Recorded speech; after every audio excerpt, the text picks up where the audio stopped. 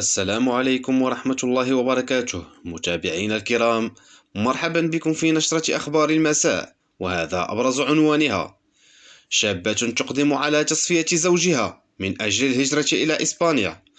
قبل الخوض في التفاصيل، لا تنسى الإعجاب بالفيديو ودعم القناة بالاشتراك ليصلكم الجديد.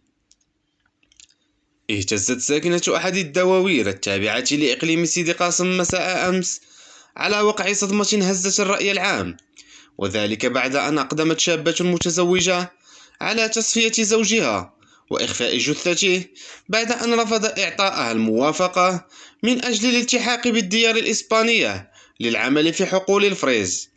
وحسب مصادر مقربة من أسرة الهالك، فإن والد الضحية تفاجأ باختفائه لمدة 3 أيام بعد أن دأب على زيارته يوميا، الشيء الذي دفع والده لزيارته في بيته. وبعد السؤال عليه، لاحظ الأب تضاربا في رواية الزوجة ما زاد الشكوك حولها. وبعد تعميق البحث، تم اكتشاف جثة الهالك مدفونة وسط منزله لحوالي 3 أيام.